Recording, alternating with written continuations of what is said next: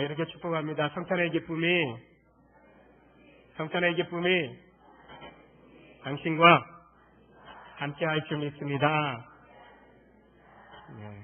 이렇게 한 번 더 인사합니다. 당신을 위해, 저를 보지 마시고 옆 사람 보시고, 당신을 위해 예수님이 오셨습니다.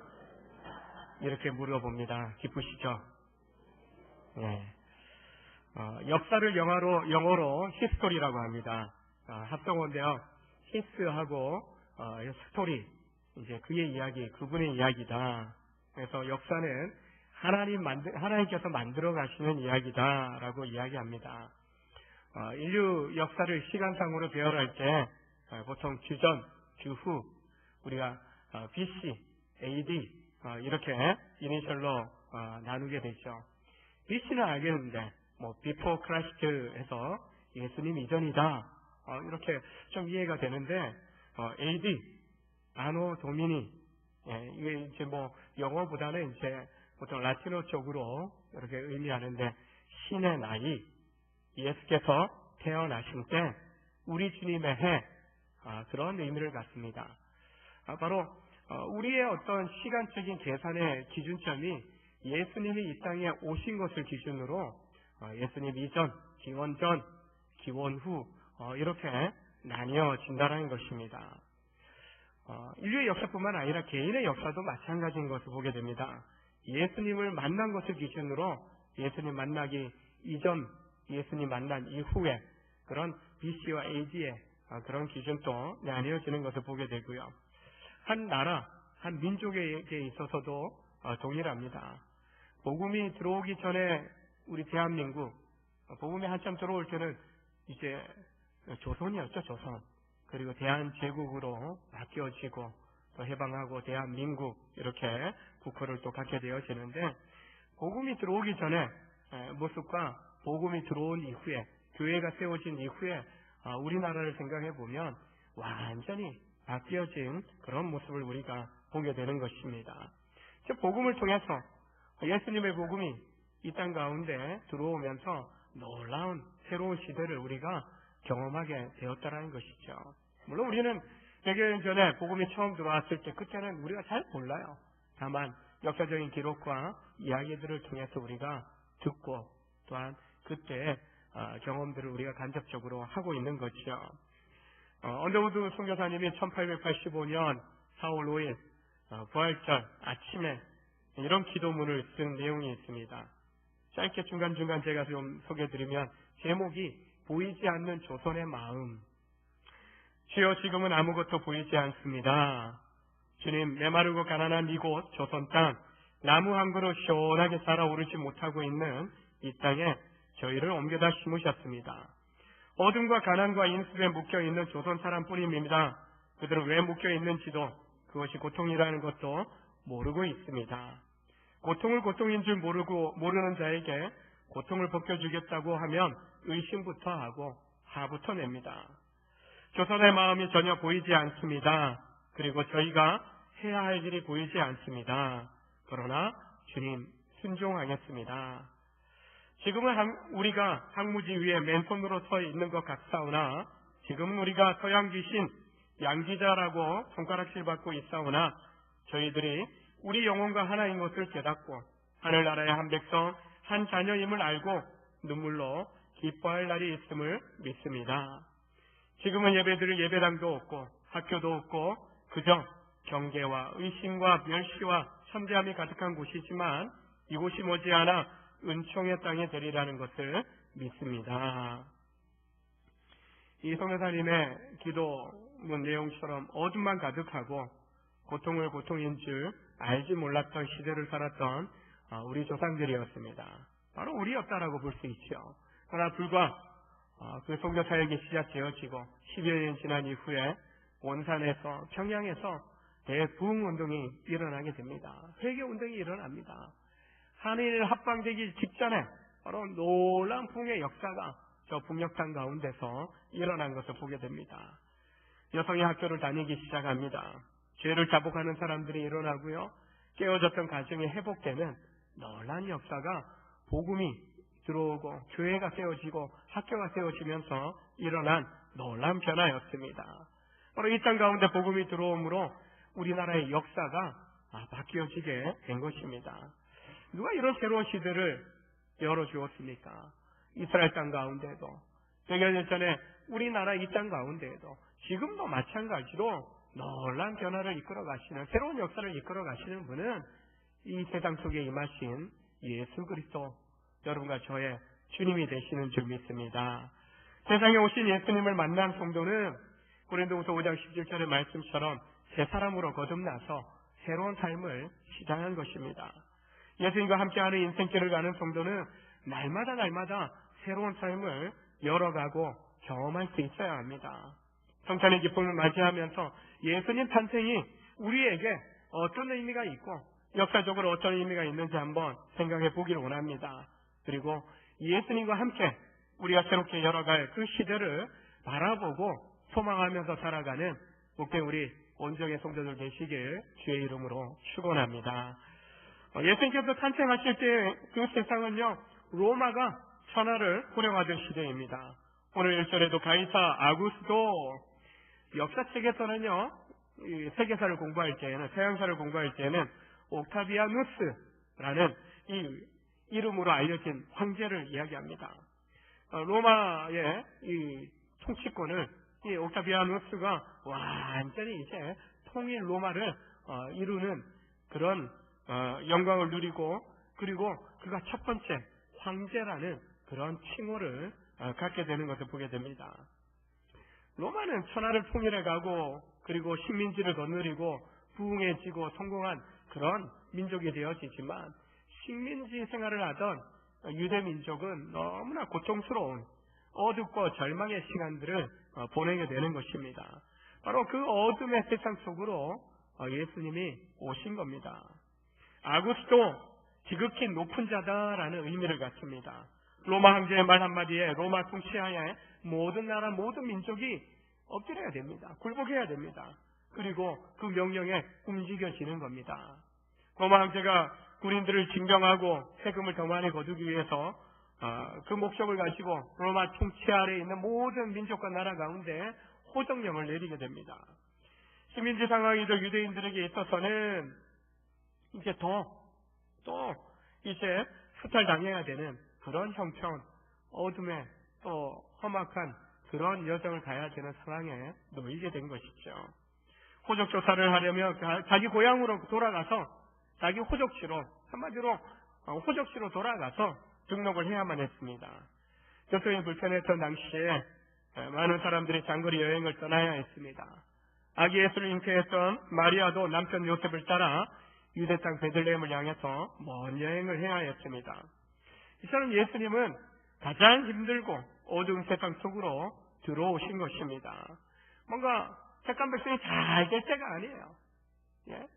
잘 될 때가 아니라 잘 안 되고 암울하고 소망 없는 어둠의 세상 가운데 아기 예수로 이 땅 가운데 오셔서 새로운 시대, 천국을 열어주신 것을 보게 됩니다. 100년 전에 우리도 마찬가지죠. 복음이 들어오긴 했지만 1910년 하늘납방이 이루어지면서 정말 암울하고 고통스러운 식민지 생활을 36년간 우리 조상들이 겪어야만 했습니다. 이 자리에 계신 우리 원로장로님들이나 우리 은퇴 권사님들, 영예 권사님들, 집사님들 가운데에도 그 일제시대를 보내셨던 분들이 있어요. 어린 시절이었어도 또 청소년기를 보내신 분들도 계셔요. 참 암울하고 또 일본인 창씨개명하면서 이름도 일본인 이름도 가지고 계신 분들도 계실 겁니다. 강복을 하긴 하지만 또 전쟁을 통해서 또 온 땅이 초토화되지 않습니까? 가족을 잃고 그리고 수많은 또 이산가족이 생겨나는 고통을 지금도 남북한이 겪고 있는 것을 보게 됩니다. 이런 난국의 때 복음이 들어왔고 사람들에게 소망의 빛이 되어 주었습니다. 저 북녘 땅에 복음이 더 충만하게 채워져 있었지만 6.25 전쟁을 통해서 오히려 이 남한 땅에 복음화되지 않는 땅 가운데 성도들이 내려와서 교회를 세우므로 이 남한이 이 전쟁을 통해서 오히려 나만이 더 충만하게 복음화되어지는 놀라운 역사를 경험하게 되는 겁니다. 그런 면에서 우리는 저 북조선 사람들에게 좀 빚진 자예요, 빚진 자. 그래서 참 저 북녘땅의 백성들을 놓고, 농부들을 놓고 기도해야 되는 것이 우리의 빚진 자에 가져야 될 좀 믿음의 자세인 것을 보게 되는데요. 아무것도 없던 이 땅이 복음으로 밝아지고 새로워지는 놀라운 역사가 바로 생겨납니다. 교회에서나 또 한국 역사를 돌아볼 때 또 세계 역사 가운데에도 한 나라의 성장이 교회의 성장과 연결되어져 있다라고 이야기를 하는 학자들이 있습니다. 복음이 전파되고 교회가 세워지고 그리고 하나님 나라가 확장되어지면서 어둠의 권세가 물러가고 암울했던 그 시대의 모습들이 조금씩 교육을 통하여 복음을 통하여 환하게 밝혀지는 놀라운 회복의 역사들이 그 나라 가운데 민족 가운데 생겨나게 되었다는 것입니다. 과거만이 아닙니다. 지금도 마찬가지입니다. 복음성의 노랫말처럼 사람을 보며 세상을 볼 때 만족함이 없었네. 나의 하나님 그분을 뵐 땐 나는 만족하겠네. 사람 보고 세상 보면요, 욕심 많아서 그런 것이 아니라, 욕심이 아니라 그냥 뭔가 새로운 거 있고 새로운 사람 등장하고 뭔가 정권이 바뀌어도 그 순간밖에 없어요. 채우지 못해요. 만족감을 주지 못합니다. 시편 118편에서 사람이나 고관들을 신뢰하는 것보다 하나님께 피하는 것이, 하나님께 의지하는 것이 더 낫다라고 말씀합니다.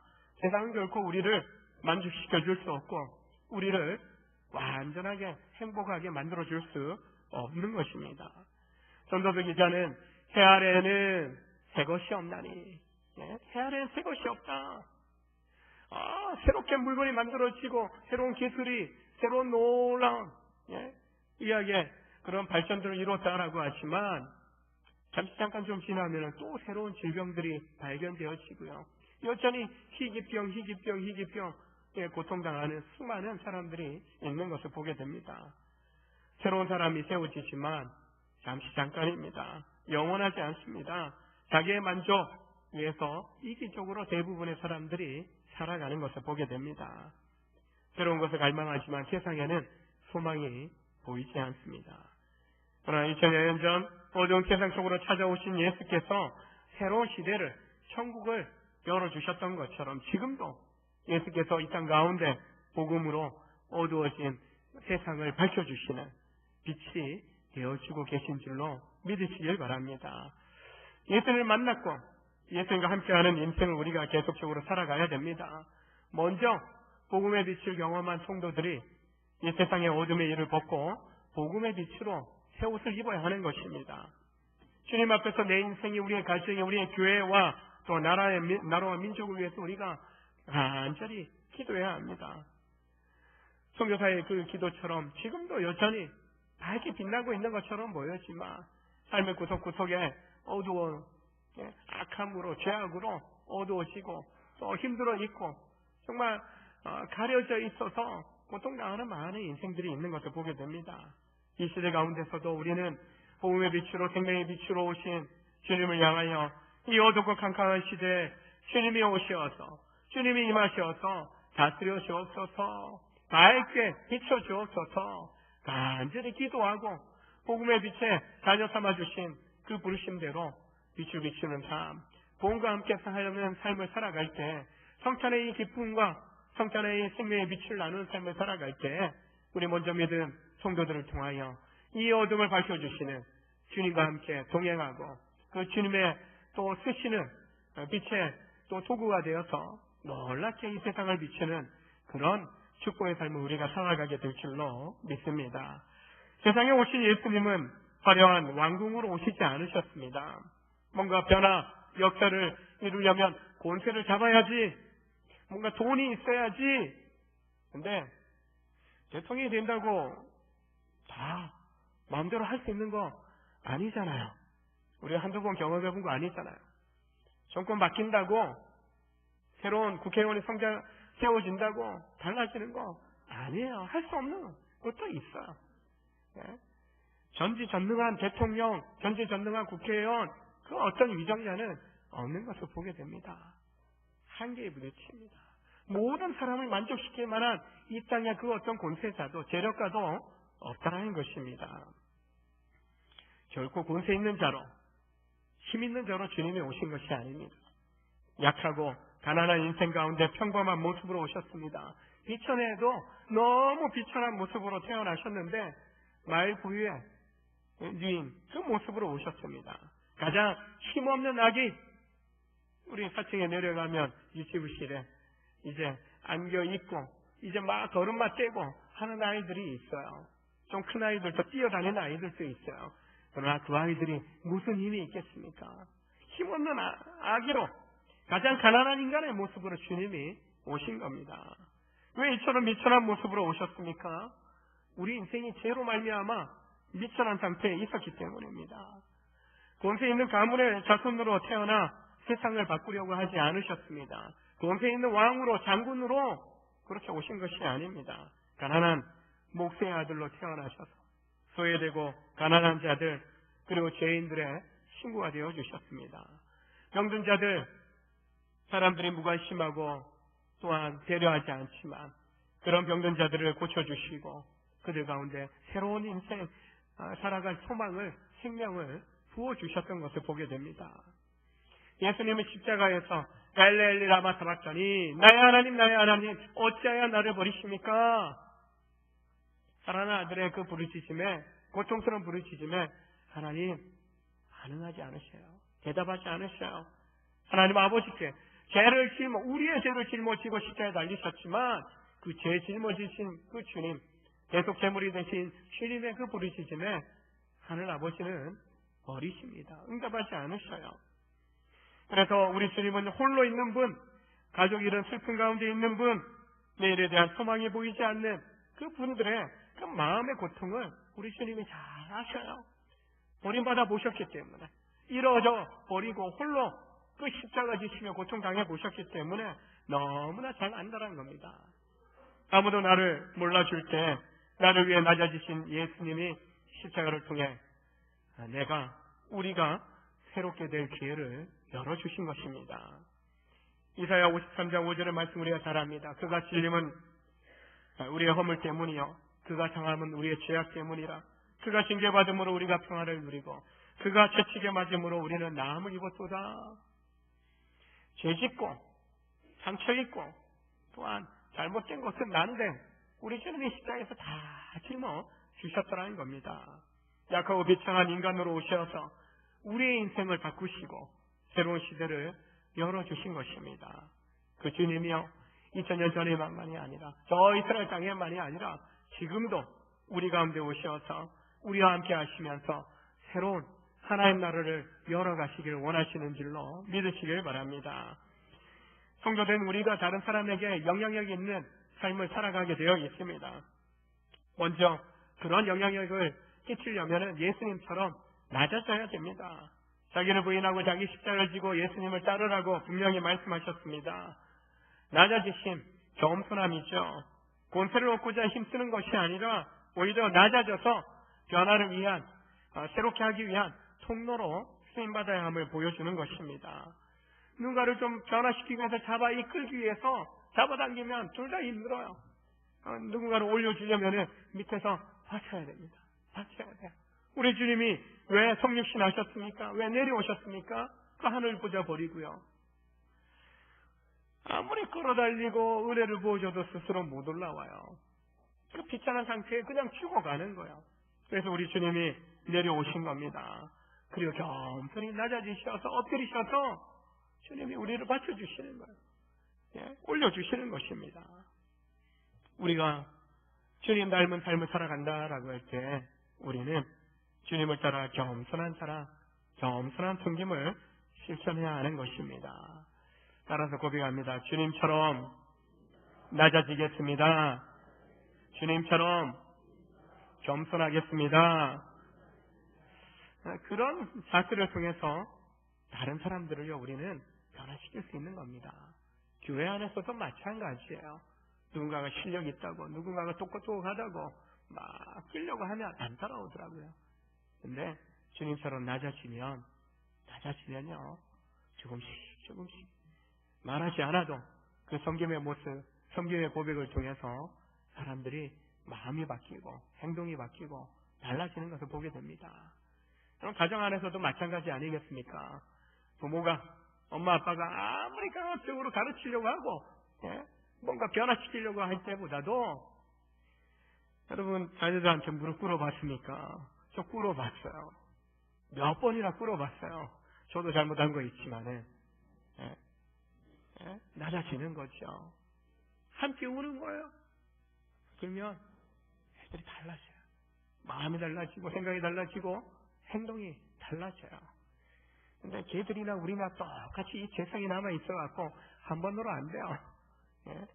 여러분 2번, 3번 어느 정도 좀 깨달음이 생기기 시작하면서는 조금은 성숙한 모습을 보이기 시작하는 것을 보게 됩니다. 동일합니다.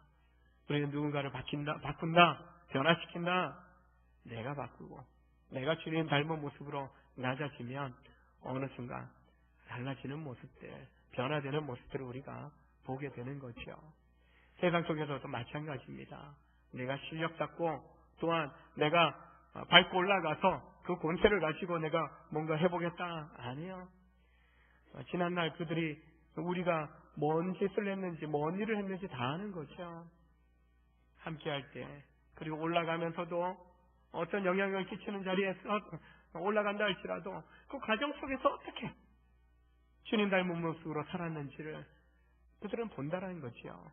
그래서 내가 권세 잡으면 뭔가를 할 수 있겠다가 아니라 삶의 여정 꾸준히 우리는 주님 닮은 모습으로 살아갈 때 그 어떤 자리에 있더라도 우리는 우리의 입술의 고백에 삶의 행동에 영향력 있는 주님 닮은 모습을 나타내게 되는 줄로 믿으시길 바랍니다. 또한 세상 속에 오신 예수님은 말로 표현할 수 없는 힘든 환경 속으로 오신 겁니다. 요셉과 마리아의 처지를 살펴보면 우리의 삶과 닮은 점이 있습니다. 임산부 마리아를 위해 자리를 양보하는 사람은 없어요. 아무도 없었습니다. 좋은 자리에 방을 구할 돈도 없고 사람들은 전혀 배려해 주지 않습니다. 그래서 간신히 그나마 비방을 피할 수 있는 곳이 어디였습니까? 마구간이었어요. 마구간. 어이구 애 낳아야 되는데 무슨 마구간이야. 없는데요. 뭐 지금의 상황하고는 다를 수도 있겠지만 베들레헴까지 장거리 여행할 계획도 없었지만 로마의 황제의 명령 때문에 어쩔 수 없이 떠난 여행이었습니다. 갑작스러운 장거리 여행입니다. 만삭인 마리아의 몸상태 생각할 때 정말 어렵고 힘든 그런 상황에 있었던 것입니다. 우리도 살아가다 보면 힘든 갑작스러운 어려움을 만날 때가 있습니다. 힘든 내색을 하면 어때요? 니만 힘드냐? 나도 힘들다. 오래전에 책 하나 나왔죠. 아프니까 청춘이다. 최근 들어서 이야기해요. 왜 청춘은 아파야 되는가? 젊어서 고생은 사소도 한다. 왜 꼭 젊어서 고생해야 되는가? 물론 인생 살아보면요. 정말 그 젊은 시절에 열심히 배우고 익힌 것 때문에 중년을 보내면서 조금씩 성공하고 일이 잘 풀리는 것을 보기도 합니다. 근데 우리는 꼭 아파야 되니까 아픔을 뛰어넘어야 된다고 그렇게 이야기를 하긴 하는데 근데 그 시간들을요 지나왔어도 때로는 잘 이해하지 못할 때가 있는 것을 보게 됩니다. 경쟁으로 가득한 세상입니다. 아프다고 좀 약하다고 힘들다고 좀 배려받기를 원하지만 오히려 그런 모습 티를 내게 되면은 이때다 하고 밟고 올라서려는 그런 분위기이지 않습니까? 남들처럼 돈이 많아서 척척척 해결할 능력이 있는 것도 아닙니다. 바로 우리의 상황도 그런 어둡고 힘든 상황 속에 있기 때문에 2000년 전이나 지금이나 동일하게 그 어렵고 힘든 상황 속으로 우리 주님이 오신 것입니다. 그런데 요셉과 마리아는 그 힘든 여정, 환경 어떻게 이겨낼 수 있었습니까? 바로 천사가 전해준 약속을 믿고 그들은 소망을 품고 이겨낸 것입니다. 그들에게 성령으로 잉태된 그분이 바로 오실 메시아다라는 거, 그 소망을 품고 그들은 살았던 것입니다. 환경이 문제가 아닙니다. 환경이 어려울수록 오히려 하나님의 영광이 더 빛나는 것입니다. 과거 출애굽 이스라엘 백성들의 여정 속에 출애굽하자마자 갑자기 어려움에 직면하게 됩니다. 앞에는 홍해요. 좌우로는 사막과 높은 산들이 있고 뒤에는 애굽의 병사들이 바로의 군대가 쳐들어옵니다. 사면 초가예요. 솟아날 곳은 하늘밖에 없어요. 그러나 그 막힌 홍해바다를 막혀 있었지만 그 홍해바다를 하나님이 기적처럼 열어주시는 놀라운 은혜를 경험하게 됩니다. 3년 6개월 담음으로 비 한 방울 떨어지지 않는 그 북이스라엘 땅 가운데 예언했던 선지자 엘리야, 때가 되어 이제 하나님의 그 심판의 시기가, 징계의 시기가 끝날 즈음에 이제 도전합니다. 바알과 아세라 우상을 섬기는 선지자들과 한번 붙자. 갈멜산 꼭대기에서 너희들의 먼저 너희들의 신을 외쳐봐라. 불이 떨어져서 이 제단에 재물을 태우게 해봐라. 그들은 실패했지만 백성들로 나오게 와서 제단을 쌓고 물을 붓습니다. 재물에 도랑에까지 가득가득 채워 다 적셔버립니다. 불이 떨어져야 되는데 여러분, 적셔진 장작개비에 불이 붙습니까? 그럴 수 없는 거죠. 사람의 생각으로는 불가능한 일인 것이죠. 그러나 다 적시고 도랑에 넘치도록 물을 부은 그 상태 속에서 하나님께 부르짖습니다. 하나님 되심을 이 시간 내려주십시오. 불을 내려주심으로 나타내십시오. 내가 여호와의 종인 것을 나타내 주십시오. 간절히 부르실 때 여호와의 불이 임하여서 재물 다 태우고 장작개비 다 태우고 도랑의 물까지 다 핥아버릴 정도로 여호와의 불이 강력하게 임하는 역사가 나타난 것입니다. 우리 어떤 환경이 있다 하더라도 하나님께서는 약속하신 말씀을 믿고 지키는 하나님의 백성과 함께 하시는 줄로 믿으시기를 바랍니다. 우리의 힘든 환경 만나면 이 환경을 바꿔주십시오. 이거 빨리 지나가게 해주십시오. 그렇게 호들갑 떨고 막 엄마불평하며 외치지 않습니까? 그러나 우리에게 필요한 것은요, 환경의 변화가 아닙니다.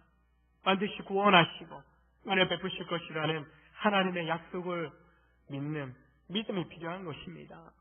히브리서 4장 2절에 그 말씀이 그들에게 유익하지 못한 것은 듣는 자가 믿음과 결부시키지 아니함이라. 말씀이 우리에게 유익하고 말씀에 살아있음을 우리가 경험하지 못하는 이유는 말씀을 들려주지만, 말씀을 듣고 말씀을 읽고 묵상하지만 그 말씀이 나와 어떻게 연결되는지 믿음으로 연결시키지 못하기 때문이다. 믿고 그 말씀대로 순종하며 살지 못하기 때문이다. 그렇게 히브리서 기자는 우리에게 권면하고 있는 겁니다. 어렵고 힘든 것이 사실이에요. 여전히 한 해 동안 돌이켜보면 뭔가 풀리지 않은 문제 여전히 붙잡고 있는 분들 계시지 않습니까? 그러나 어려운 환경보다도 그 어려운 환경 속에서 우리를 가장 잘 아시는, 우리의 상황을 가장 잘 아시는 우리 주님을 바라보는 믿음을 붙잡는 것이 우리에게 더 필요하다는 것입니다. 그렇게 할 때, 믿음 붙잡을 때 믿음의 선진들이 보여줬던 것처럼 기적의 은혜를 우리도 지금의 시대 속에서도 기적의 놀라운 은혜를 경험하게 되는 줄로 믿으시길 바랍니다. 이렇게 한번 서로 축복합니다. 옆 사람 보시고요. 이렇게 고백합니다. 힘들어도 믿음 붙잡고 기적의 은혜를 경험하세요. 믿음으로 살아가는 우리는 기적의 은혜를 날마다 경험할 권리가 있는 겁니다. 그런 축복 하나님 약속하신 겁니다. 4절에 보시면 요셉과 마리아가 호적하러 간 곳이 다윗의 동네라는 베들레헴이었습니다. 떡집이에요, 떡집. 예수님은 요한복음에서 자신에 대해서 나는 생명의 떡이다. 떡집 출신이에요, 떡집 출신. 인간의 눈으로 보면 로마의 강압적인 통치 아래 고통당하는 유대인들의 일상을 보게 됩니다. 그런 환경 속에 살았던 요셉과 마리아의 삶은 그냥 막막해 보여요. 소망이 없어 보입니다. 그러나 이 모든 것이 우연도 아니고 그저 그런 것이 아닙니다. 그들이 로마 황제의 명령 따라 고향 땅 호적하러 베들레헴 땅을 찾았는데 그것이 바로 다윗의 동네 베들레헴이었다는 것이 중요합니다. 과거 하나님께서 다윗에게 약속하셨습니다. 내 몸에서 날 내 씨를 내 뒤에 세워 그의 나라를 경고케 하리라. 요한 사도는요, 요한복음 7장 42절에서 이 말씀을 이렇게 해석합니다. 그리스도는 다윗의 씨로 다윗의 살던 마을 베들레헴에서 나오리라.